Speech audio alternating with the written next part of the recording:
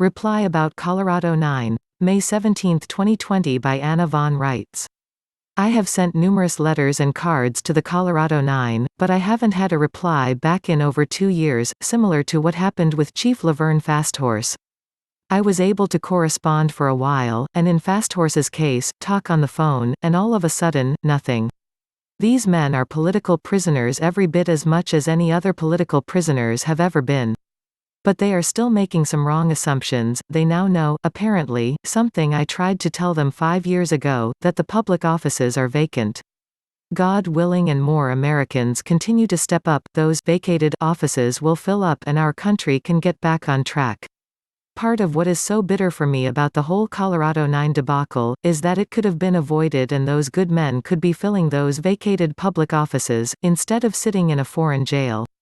Stephen John Nolte would make a fine constitutional justice of the peace. However, they still don't appear to realize that the courts they are addressing are private tribunals run by foreign, for-profit corporations that are essentially no different from any other commercial corporation, just in the business of providing governmental services. The state of Colorado, Inc. is running a private in-house corporate tribunal and telling its employees and their dependents when to stand up and when to sit down. If you aren't an employee or dependent of the state of Colorado, why would you stay 5 minutes in their court? You wouldn't. Why would you attack a foreign corporation's in-house tribunal, either, and try to tell it what to do or how to do it?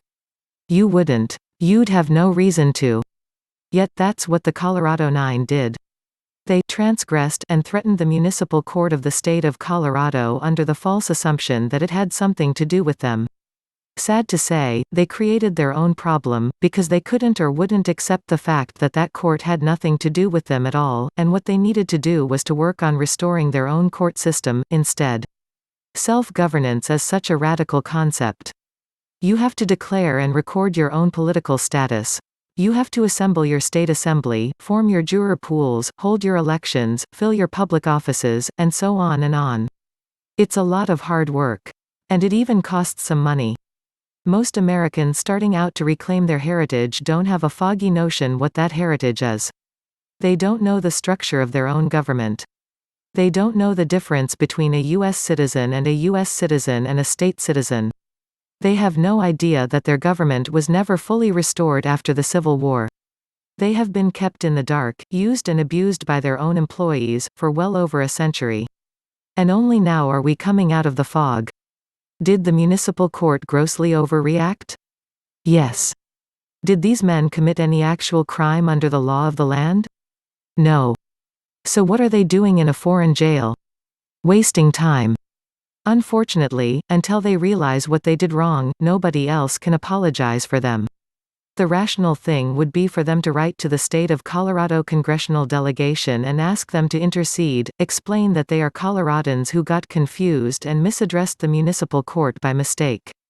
Pure and simple. They didn't actually cause any harm.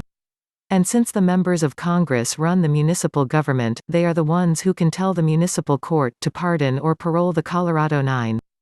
Who knows? If the publicity for them is good carrot and the political backlash is awful stick, they might be persuaded to ask the governor to commute those cruel and unusual punishments. But that is about the only possible answer left because they asked for and received a jury trial and accepted, knowingly or unknowingly, that those foreign persons merely residing in the state of Colorado were their peers, even if in fact they were not and never could be. At that point, the court's hands are tied. There is no viable appeal process from a jury trial except the presentation of new exculpatory evidence justifying a new trial or a pardon or commutation of sentence. I started working on a pardon for all those involved and worked on it off and on as I could for 3 months, only to find out that Nolte and Doucette were still busy filing motions and continuing to address the court as if it were their court and as if they ever had recognizable constitutional guarantees in that court, etc., etc. That is, they continued to ignore everything I told them, continued to assume they could access constitutional guarantees while nodding their heads and agreeing that they are U.S. citizens. How many times do I have to say this? U.S. citizens and citizens of the United States have no constitutional guarantees. All they have are equal civil rights, and even those are suspended right now because of the pandemic. The only people who can enforce the constitutions are the people, the American state citizens. And in order to be a state citizen you have to declare and record your political status and join your state assembly.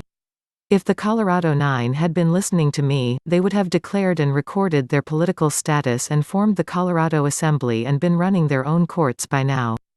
If they had listened to me they wouldn't have ever addressed the state of Colorado, and having made that tragic mistake, they would contact the Colorado congressional delegation and explain what happened and ask for their sentence to be commuted. If anyone can get my answer to Nolte, please do.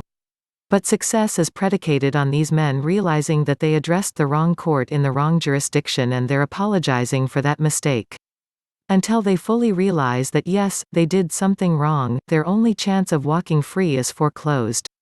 While they continue to rant and blame and accuse and make constitutional claims, it shows that they still don't understand why what they did was wrong.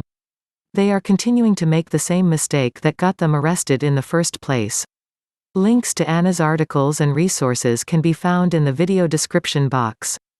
If you enjoy having Anna's latest articles made into videos, please consider making a purchase from Ed's website sacredintuitiveelements.com. Thank you.